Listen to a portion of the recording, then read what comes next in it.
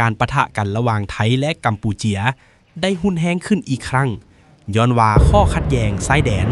ยังบ่ได้รับการแก้ไขหลังจากการหยุดยิงเป็นเวลาหลายเดือนกองทัพไทยและกองทัพภาคที่2และหน่วยงานที่เกี่ยวข้องอื่นๆเปิดเผยว่าลูกศรไฟ BM21 ได้มาฮอดตามกำหนดเวลาในเช้ามื้อนี้วันที่9ธันวาลูกศรไฟ BM21 ได้ถูกยิงจากฝ่ายกัมพูเชียใส่หลายสถานที่ของไทยรวมทั้ง3แทงภูจิ้มซองแทงและปากกระหวายฝ่ายไทยยังสืบต่อปฏิบัติมาตรการตอบโต้ทางทหารเพื่อรักษาอธิปไตยนอกจากนั้นมีรายงานว่าฝ่ายไทยได้ทวงคืนเขตอธิปไตย3แห่งในแขวงสะแก้วหลังจากการปะทะในวันที่8ธันวาบ้านหนองจันบ้านหนองยาแก้วเมืองโคกสูงและบ้านคลองปานเมืองตะพยาและทำลายที่มั่นที่เปลี่ยนแปลงของกัมพูเชียอย่างน้อยมีทหารไทย3คนได้รับบาดเจ็บจากการระเบิดและพลเรือนหลายพันคนได้ถูกยกย้ายที่พักอาศัยชั่วคราวเนื่องจากมีความเสี่ยงต่อการปะทะและอาวุธหนักเหตุการณ์สำคัญที่ผ่านมาก่อนหน้านี้วันที่8ธันวาคม2015มีรายงานว่าฝ่ายกัมพูเชียยังสืบต่อโจมตีฝ่ายไทยโดยใช้อาวุธปืนระเบิดฝังดินและระเบิดหลายประเทศซึ่งก่อให้เกิดความเสียหายและการบาดเจ็บต่อพลเรือนและทหารไทยการปะทะครั้งนี้ถือว่าเป็นความรุนแรงที่สุดนับตั้งแต่มีการเซ็นสัญญาหยุดยิงโดยทั้งไทยและกัมพูเชียได้ตำหนิกันเองเกี่ยวกับการปะทะ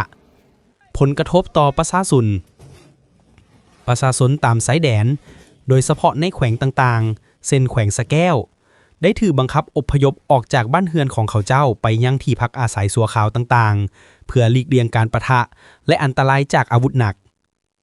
การเดินทางชายแดนยังบ่แน่นอนความเข้มตึงอาจจะส่งผลกระทบต่อการค้าชายแดนการขนส่งและความมั่นคงของชุมชนชายแดนสภาพการ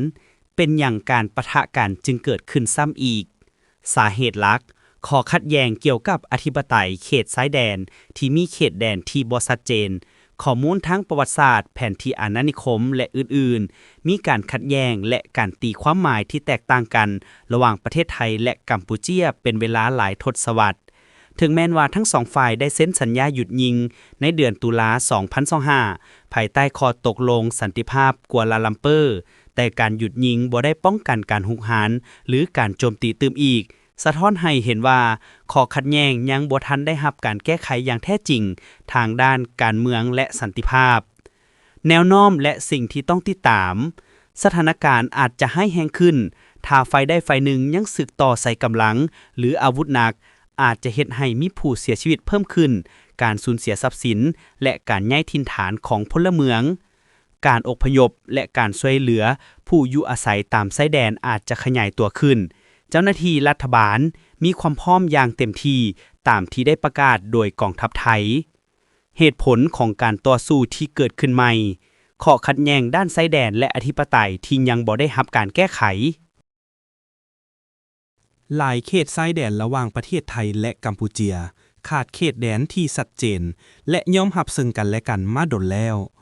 ซึ่งถูกแต้มมาจากเส้นชายแดนยุคอาณานิคมแผนที่เก่านี่แม่นสาเหตุต้นต่อของการขัดแย้งที่ยาวนานหลายทศวรรษ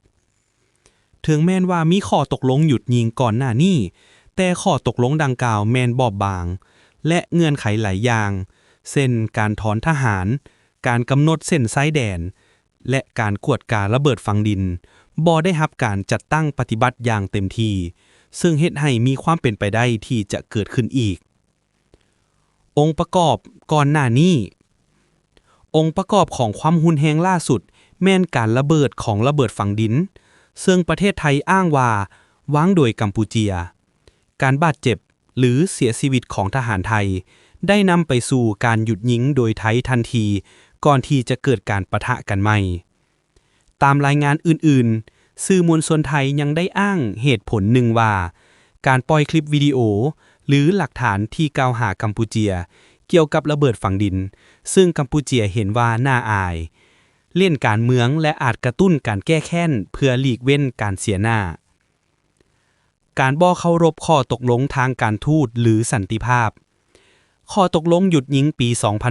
2025ถึงแม้นจะถูกไกลเกลี่ยโดยต่างประเทศบ่ได้แก้ไขปัญหาโครงสร้าง ชายแดนยังคงอยู่ปัญหาการขุดค้นบ่อแฮและระเบิดฝังดินยังบ่ทันได้รับการแก้ไขและความไว้วางใจระหว่างสองฝ่ายแม่นต่ำหลายนักวิเคราะห์เชื่อว่าถ้าปัญหาหลักบ่ได้รับการแก้ไขเช่นการแบ่งเขตแดนการถอนทหารและการกวดกาความปลอดภัยมีโอกาสสูงที่จะเกิดวงจรของการขัดแย้งของสงครามหลายแห่งกดดันจากการเมืองภายในและภูมิศาสตร์การเมืองข้อขัดแย้งชายแดนและความรู้สึกชาตินิยมมีบทบาทปัญหาต่างๆเช่นวัดพระวิหารเป็นสัญลักษณ์ทางประวัติศาสตร์และเอกลักษณ์มันยากหลายสำหรับทั้งสองฝ่ายที่จะเฮ็ดให้คำมั่นสัญญาของเขาเจ้าอ่อนแอลงในการปกป้องอธิปไตยนอกจากนั้นการเมืองภายในของแต่ละประเทศอาจจะมีบทบาทผลประโยชน์ทางทหารและเศรษฐกิจและแรงกดดันจากสาธารณะและสังคมช่วยสุกยุให้ผู้นำขยายเส้นทางเพื่อรักษาความเข้มแข็งแทนที่จะพยายามประนีประนอมเป็นหยังการหยุดยิงข้างก่อนจึงบ่ยืนยงการหยุดยิงเป็นเพียงข้อตกลงหยุดยิงชั่วคราวบ่ได้แก้ไขปัญหาหลักของชายแดนและระเบิดฝังนินอย่างแท้จริงแต่ละฝ่ายยังมีความต้องการและเงื่อนไขของตนเองเช่นการถอนทหารการแบ่งเขตแดนและการกวดการระเบิดฝังนินที่บ่สามารถตกลงกันได้ความบ่ไว้วางใจประวัติศาสตร์ความขัดแย้งและอารมณ์ชาตินิยมความย่านกลัวที่จะสูญเสียอธิปไตยเฮ็ดให้ความคาดหวังของการหยุดยิงที่แท้จริงข้อตกลงที่ยืนยงเป็นเรื่องยากหลาย 5. เหตุผลหลักสำหรับการสู้รบคืนใหม่ 1. ชายแดนบ่ชัดเจนและทั้งสองฝ่ายมีการเรียกร้องที่ซ่อนกันหลายพื้นที่ตามชายแดนเช่นเขตสะแก้วบันเตียมิไซและพื้นที่ใกล้เคียงกับสถานที่บูฮานได้ตีความแตกต่างกันเฮ็ดให้ทั้งสองฝ่ายเชื่อว่าอีกฝ่ายหนึ่งได้บุกรุกอธิปไตย 2. เหตุการณ์ระเบิดหรือระเบิดฝังนินครั้งล่าสุดได้กระตุ้นให้เกิดเหตุการณ์รอบล่าสุดทหารไทยคนหนึ่งได้รับบาดเจ็บจากระเบิดฝังนินในเขตที่มีข้อขัดแย้งซึ่งทั้งฝ่ายไทยได้อ้างว่าเป็นของกัมพูเชียสิ่งนี้เฮ็ดให้ไทยประกาศเป็นการละเมิดการหยุดยิงและเปิดการตอบโต้ทางทหารทันที 3. ข้อตกลงหยุดยิงในปีกายนี้อ่อนแอและบ่เคยแก้ไขปัญหาที่เป็นต้นตอถึงจะมีการหยุดยิงก็ตามแต่มันบ่ได้แก้ไข 1. การปักหลักเขตชายแดนถาวร 2. การถอนทหาร 3. การกวดกาความปลอดภัยและระเบิดฝังนินสิ่งนี้เฮ็ดให้ข้อขัดแย้งยังคงอยู่และอาจเกิดขึ้นได้อีก 4. ความบ่ไว้วางใจที่สะสมไว้